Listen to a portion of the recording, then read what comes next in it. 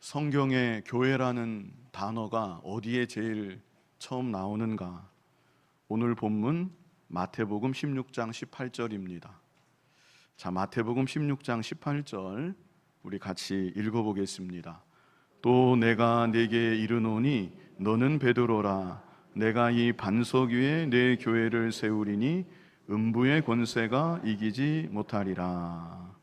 자, 여기 보시면 내가 이 반석 위에 내 교회를 세우리니 예수님께서 말씀하셨습니다.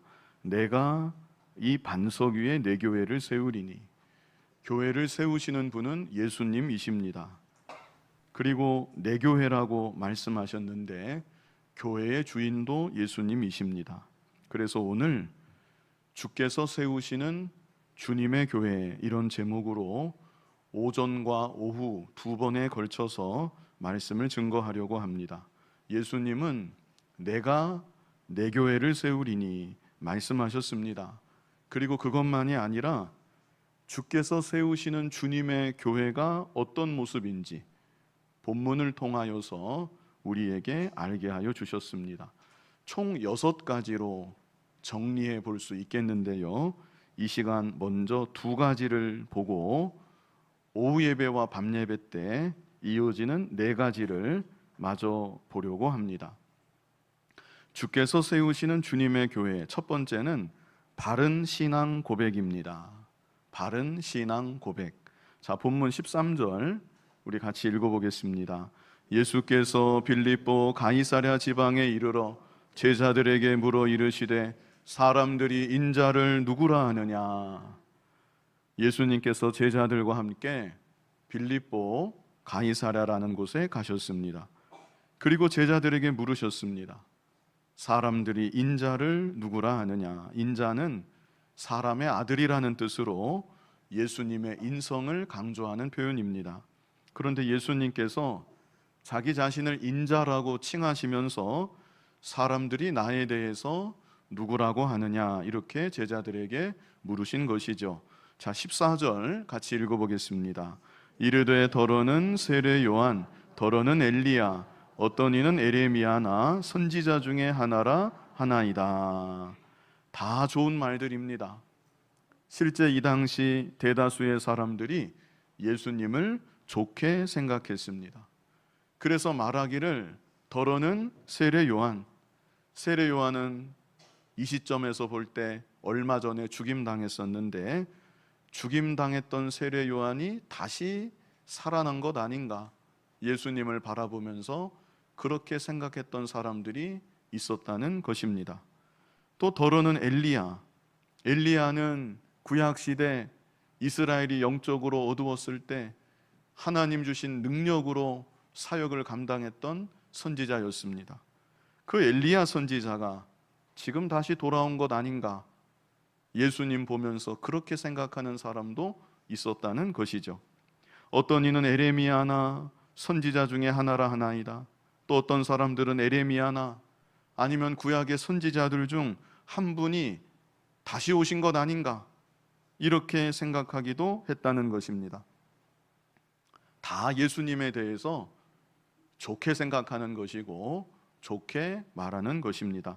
그러나 중요한 것은 이런 고백으로는 구원받을 수 없다는 것입니다. 예수님을 아무리 좋은 분이라고 생각하고 좋은 분이라고 마음으로 여기고 그렇게 고백한다 할지라도 그것만으로는 구원받을 수 없다는 것. 또 이런 고백으로는 교회가 참된 교회로 설 수도 없는 것입니다. 그래서 예수님이 다시 물어보십니다. 15절을 보면 이르시되 너희는 나를 누구라 하느냐. 이 질문이 참 중요합니다. 너희는 나를 누구라 하느냐. 다른 사람은 뭐라고 하든지 이 세상은 뭐라고 하든지 너희는 나를 누구라 하느냐. 오늘날 우리들에게도 예수님께서 이렇게 물어보시는 것입니다. 2000년 전 사람의 몸으로 이 땅에 오셨던 그 예수님, 너희는 그 예수를 누구라고 하느냐. 자, 16절 말씀 우리 같이 읽어보겠습니다. 시몬 베드로가 대답하여 이르되 주는 그리스도시요 살아계신 하나님의 아들이시니이다. 아멘. 바로 이것입니다. 주는 그리스도시요 살아계신 하나님의 아들이시니이다.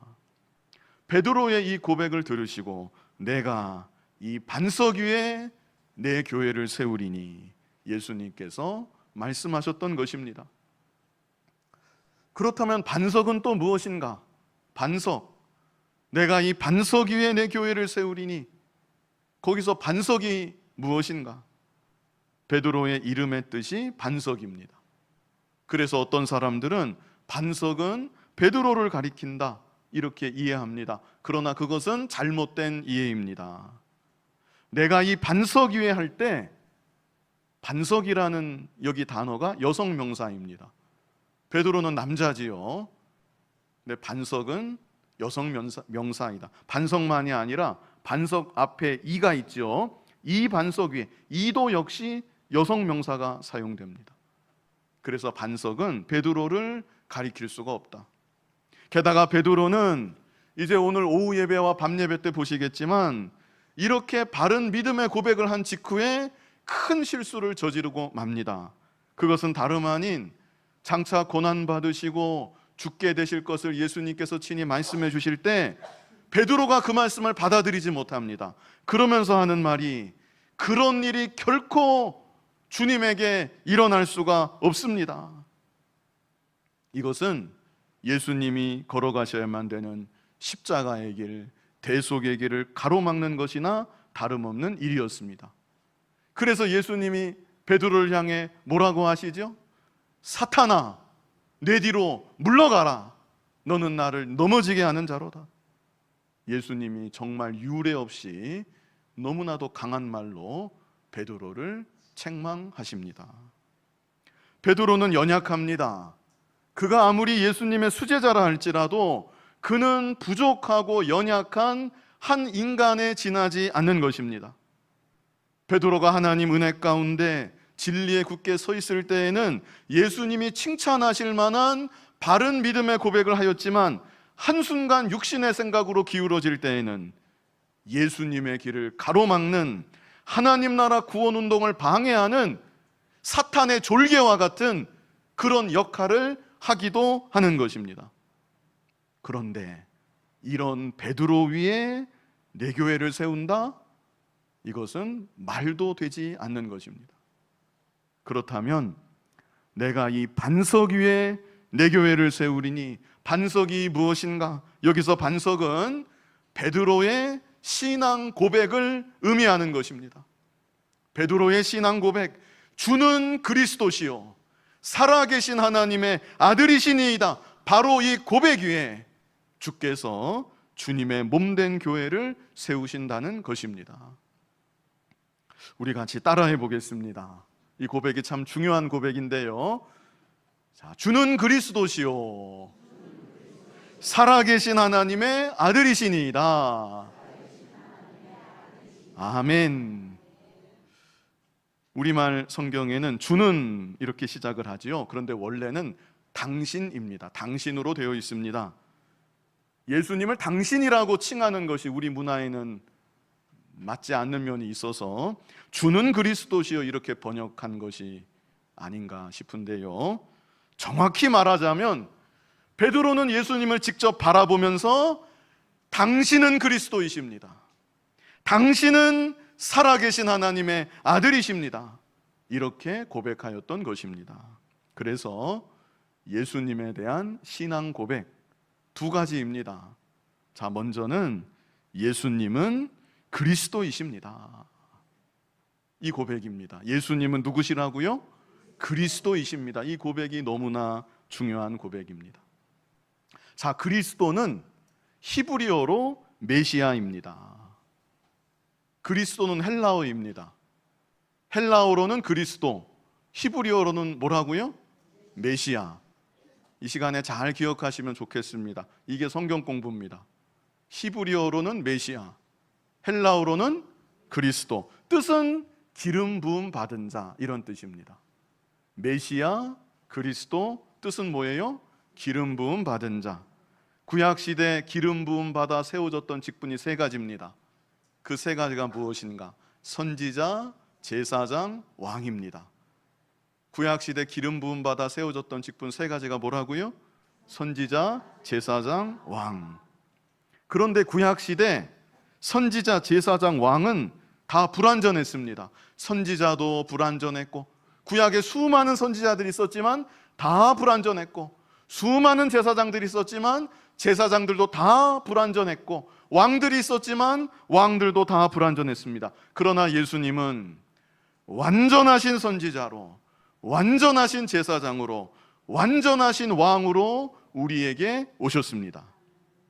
그래서 예수님은 그리스도이십니다. 이 고백 안에는 예수님은 우리의 완전하신 선지자이십니다.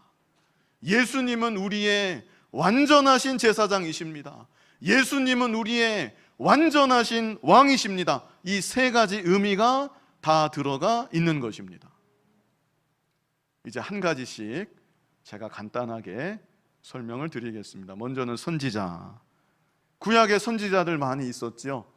이 구약의 선지자들은 하나님의 진리를 백성들에게 가르쳤던 사람들입니다. 무엇보다 장차 오실 예수님을 예언하는 것, 그것이 선지자들의 중대한 사명 중 하나였습니다. 그런데 실체 되신 예수님이 직접 이 땅에 오신 것입니다. 그리고 예수님은 우리들에게 하나님의 진리를 직접 가르쳐 주셨습니다. 선지자들은, 구약의 선지자들은 하나님께 받아서 하나님의 진리를 가르쳐 주셨는데, 예수님은 하나님이신 예수님이시기 때문에 자기 자신에 대해서 직접 가르쳐 주신 것입니다. 무엇보다 예수님은 자신을 통하여서 보이지 않는 하나님을 나타내 보여주셨습니다. 그래서 예수님은 우리의 완전하신 선지자이신 것입니다. 다음으로 제사장. 구약시대 제사장들은 백성들을 위해서 생축으로 하나님께 제사를 드렸습니다. 그래서 백성들의 죄가 사함받도록, 하나님과의 관계가 회복되도록 중보적 역할을 감당했던 것입니다. 그런데 제사장들은 다 온전하지 못했습니다. 자기들도 죄가 있습니다. 구약시대 잡아들였던 생축들, 제물들, 그 제물들도 온전할 수가 없습니다.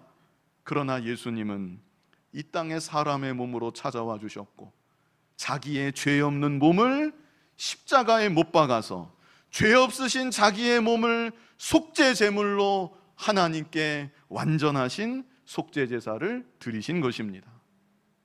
그래서 우리의 죄가 완전히 사함받게 하여 주셨습니다. 그리고 예수님은 죽은 지 3일 만에 부활하시어 지금도 하나님 보좌 우편에서 우리들을 위하여 기도하고 계십니다.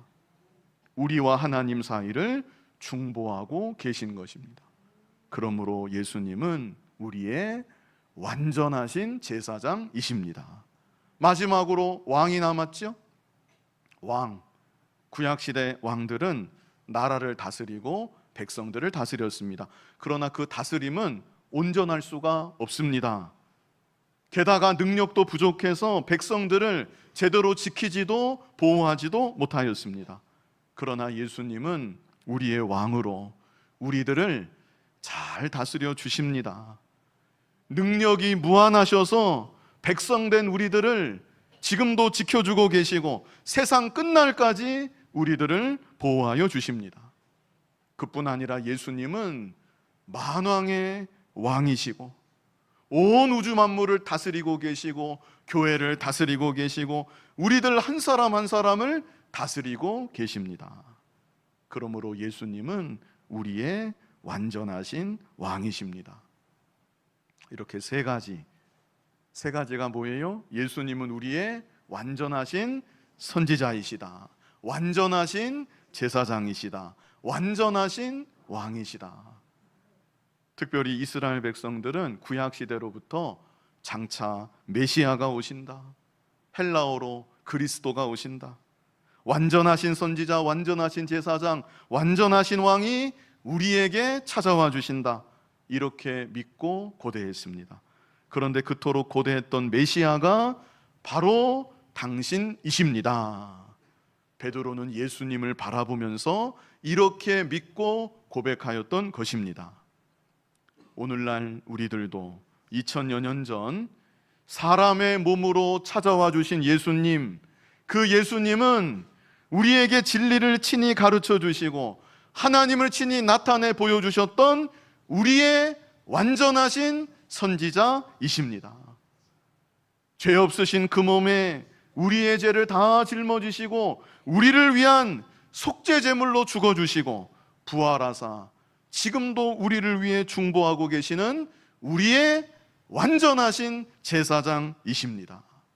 지금도 온 우주 만물을 다스리고 계시고 교회를 다스리고 계시고 우리들을 다스리고 계시는, 지키시고 보호하고 계시는 우리의 완전하신 왕이십니다. 이렇게 예수님을 믿고 고백해야 되는 것입니다.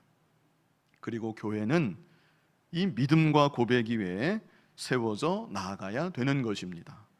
다음으로 예수님은 살아계신 하나님의 아들이십니다. 주는 그리스도시요 살아계신 하나님의 아들이시니이다 그랬죠. 그래서 먼저는 예수님이 그리스도이신 거 제가 말씀드렸고, 이제 다음으로는 예수님은 살아계신 하나님의 아들이십니다. 이 말을 더욱 잘 이해하기 위해서는 배경이 되는 13절 제일 앞부분을 다시 보실 필요가 있습니다. 13절 제일 앞부분을 보시면 예수께서 빌립보 가이사랴 지방에 이르러 그랬습니다. 빌립보 가이사랴에서, 가이사랴는 로마의 황제를 뜻하는 가이사에서 파생된 단어입니다. 우리말 성경에는 가이사라고 했고 역사책에는 보통 시저라고 이렇게 했는데 로마 황제를 지칭하는 그런 단어입니다. 그런데 가이사랴가 황제를 지칭하는 가이사, 시저에서 파생한 단어이다. 이 말에서 짐작할 수 있듯이 이 지역에는 로마 황제를 숭배하는 거대한 신전이 있었습니다. 로마 황제의 신전이 있는 곳, 그곳이 바로 예수님과 제자들이 서 있는 빌립보 가이사랴 지역이었습니다. 그뿐 아니라 이 지역은 원래부터가 우상 숭배가 만연했던 우상 숭배의 중심지였습니다. 그런데 베드로는 이런 도시의 한복판에서 우상이 가득가득한 그곳에서 예수님을 바라보며 당신은 살아계신 하나님의 아들이십니다, 이렇게 고백하였던 것입니다. 이것은 다시 말해서 당신만이 참 하나님이십니다, 이런 고백인 것입니다. 오늘날 우리들도 예수님만이 참 하나님이십니다, 이렇게 믿고 고백해야만 되는 것입니다. 과거 빌립보 가이사랴에 서 있던 제자들과 같이 오늘날 우리들도 하나님을 모르고 구원의 길을 모르고 온갖 우상만을 섬기는 죄악 세상 한복판에 있습니다. 그러나 이런 가운데 예수님만이 참 하나님이십니다, 이렇게 고백할 수 있는 저와 여러분이 되어야 하는 것입니다. 우리 에레미야 10장 3절 같이 한번 읽어보겠습니다. 에레미야 10장 3절 같이 읽어보겠습니다. 여러 나라의 풍습은 헛된 것이니 삼림에서 벤 나무요 기술공의 두 손이 도끼로 만든 것이라.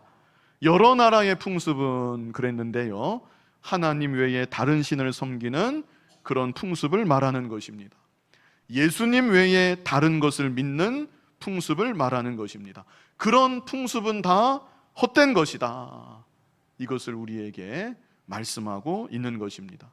이어지는 4절로 5절 우리 같이 읽어보겠습니다. 그들이 은과 금으로 그것에 꾸미고 못과 장도리로 그것을 든든히 하여 흔들리지 않게 하나니 그것이 둥근 기둥 같아서 말도 못하며 걸어다니지도 못하므로 사람이 메어야 하느니라. 그것이 그들에게 화를 주거나 복을 주지 못하나니 너희는 두려워하지 말라 하셨느니라. 아멘.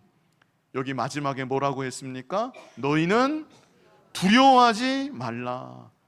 하나님의 자녀된 우리들에게 온갖 이방 우상들, 미신, 너희는 그런 것들 두려워하지 말아라. 그것들이 화도 주지 못하고 복도 주지 못한다. 이렇게 우리에게 분명히 말씀해주고 있는 것입니다. 하나님의 자녀된 우리들, 하나님 외에는 두려워할 것이 아무것도 없습니다. 오직 예수님만이 참 하나님이심을 믿고 고백하며 하나님 한 분만을 두려워하고 하나님만을 잘 믿고 섬기는 그런 저와 여러분이 되어야 하는 것입니다.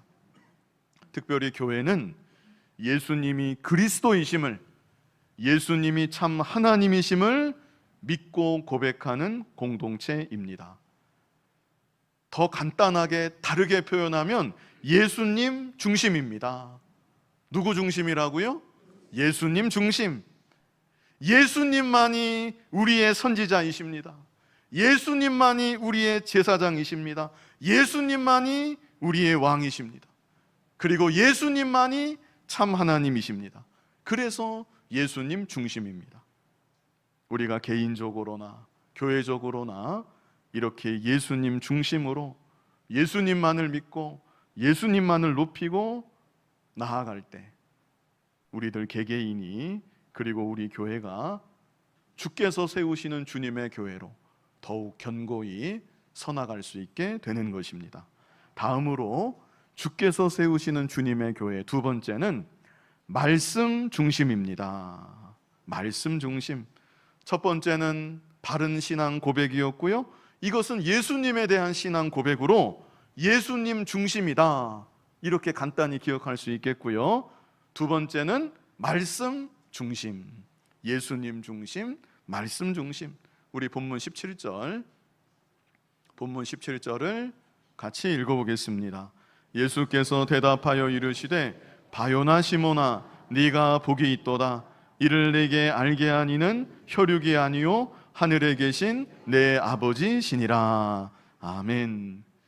베드로의 바른 신앙 고백을 들으신 예수님께서 바요나 시몬아, 바요나 하는 것은 요나의 아들, 이런 뜻입니다. 요나의 아들 시몬아 네가 복이 있도다. 그리고 나서 하시는 말씀이 이를 네게 알게 하니는 뭐가 아니래요?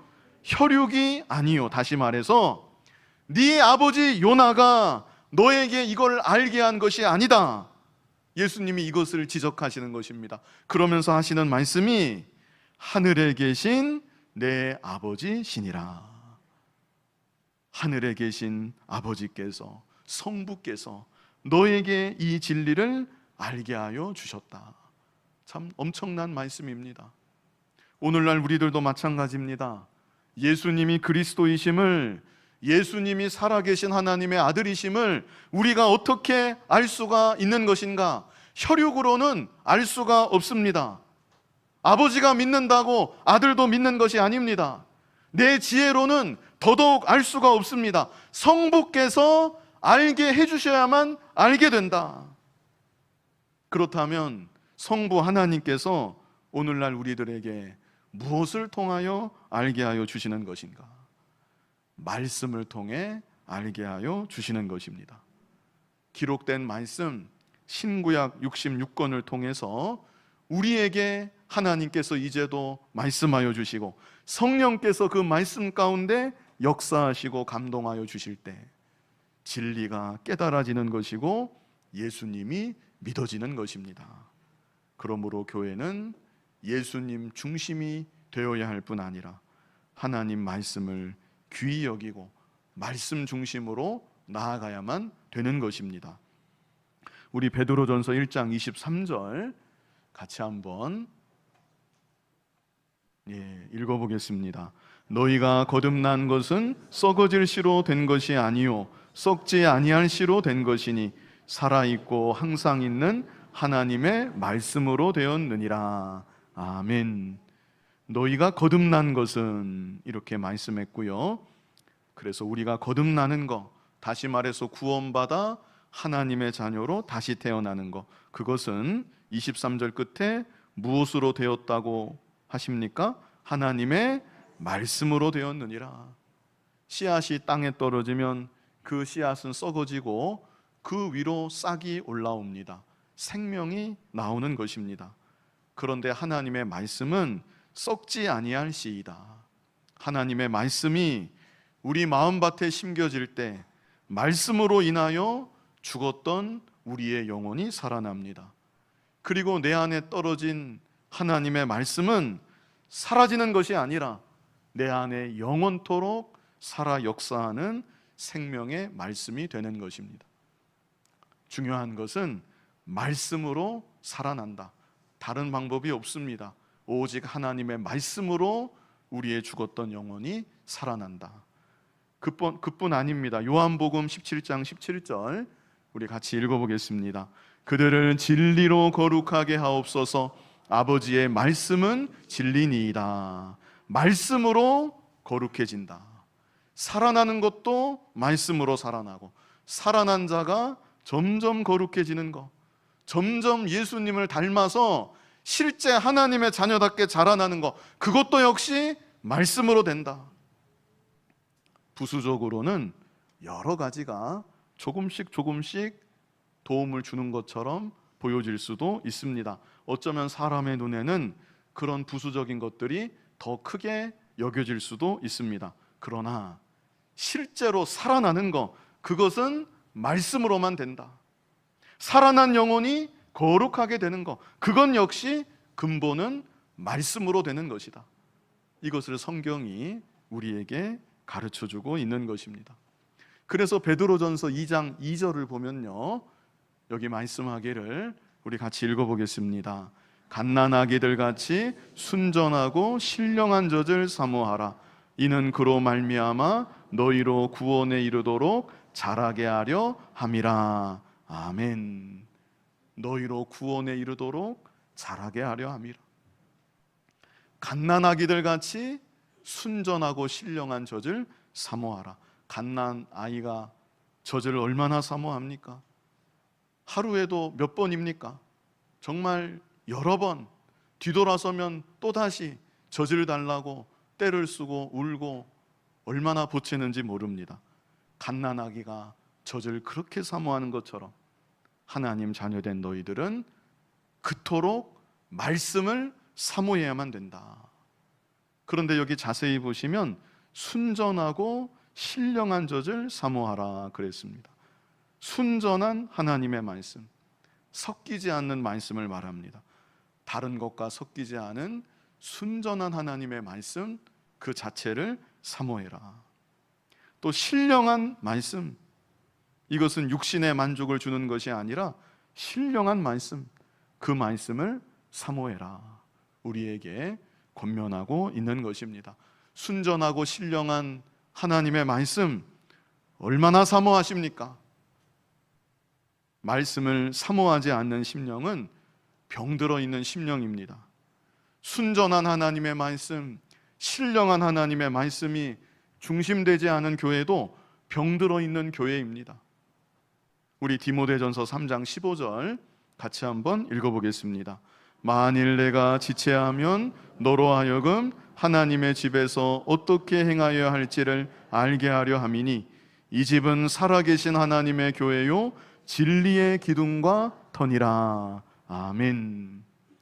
교회를 가리켜서 이 집은 살아계신 하나님의 교회요 말씀했고요. 그 다음에 15절 끝에 뭐라고 했습니까? 진리의 기둥과 터니라. 진리는 예수님을 가리킴과 동시에 진리의 말씀, 하나님의 말씀을 가리키기도 합니다. 그래서 하나님의 교회, 주께서 세우시는 주님의 교회, 진리가 터가 되어서 진리 위에 세워지는 것이고, 기둥도 진리라고 했는데 계속 자라나는 것도 진리로 자라난다는 것, 이것을 우리에게 알게 하여 주시는 것입니다. 고린도전서 3장 10절 우리 같이 읽어보겠습니다. 내게 주신 하나님의 은혜를 따라 내가 지혜로운 건축자와 같이 터를 닦아두매 다른 이가 그 위에 세우나 그러나 각각 어떻게 그 위에 세울까를 조심할지니라. 자, 터가 있다는 것, 그것을 우리에게 말씀해 주셨고요. 그렇다면 그 터는 무엇인가? 이어지는 11절 같이 읽어보겠습니다. 이 닦아둘 것 외에 능히 다른 터를 닦아둘 자가 없으니 이 터는 곧 예수 그리스도라. 이 터는 곧 예수 그리스도라. 우리 개개인의 터, 그리고 교회의 터는 예수 그리스도이시고 예수 그리스도 위에 우리가 서나가야 된다는 것이죠. 에베소서 2장 20절에는 이렇게 말씀했습니다. 같이 읽어보겠습니다. 너희는 사도들과 선지자들의 터 위에 세우심을 입은 자라.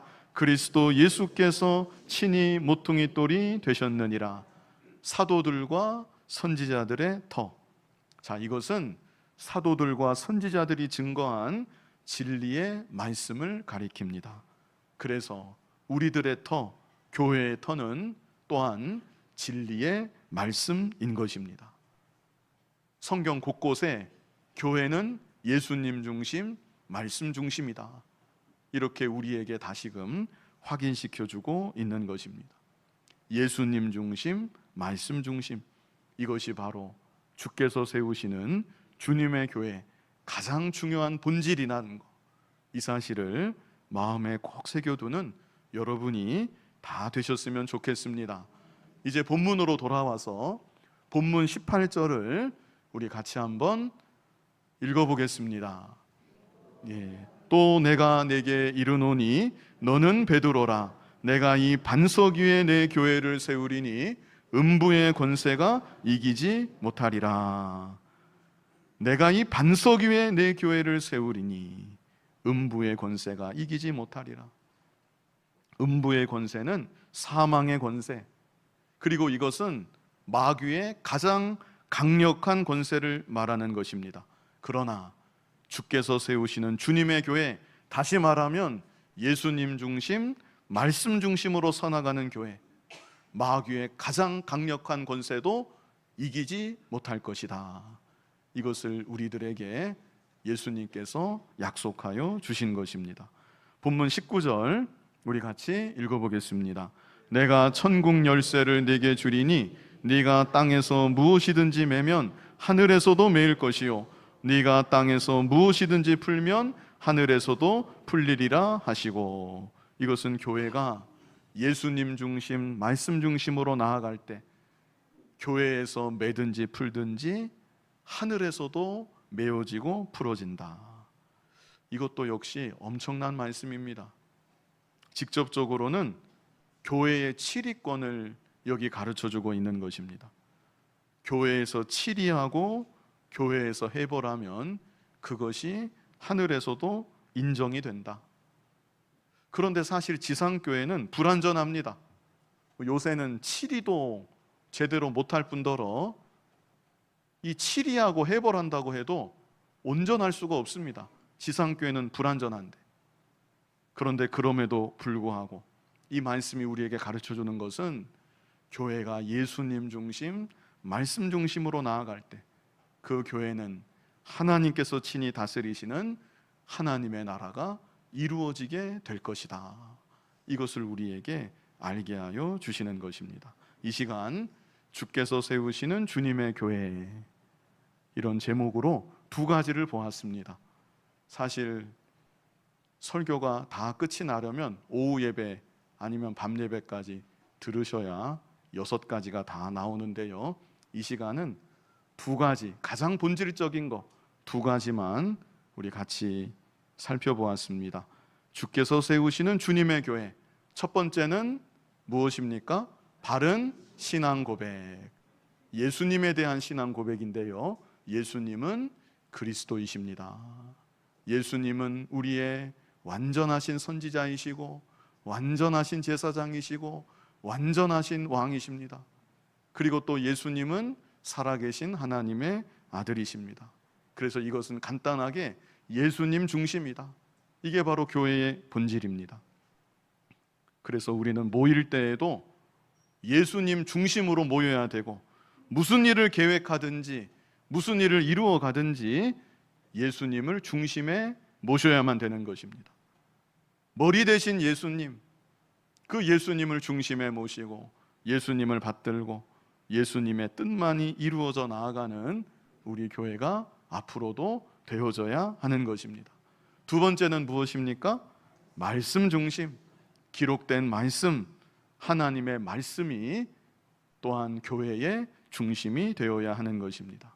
예수님 중심, 말씀 중심으로 앞으로도 견고히 서나가는 우리들이, 그리고 우리 교회가 더욱 되어질 수 있기를 간절히 바랍니다.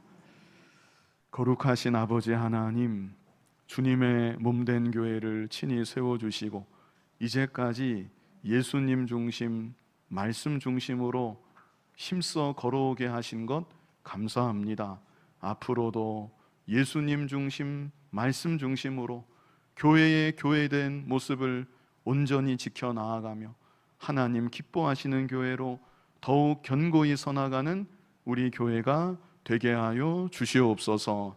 예수님 이름으로 기도하옵나이다. 아멘.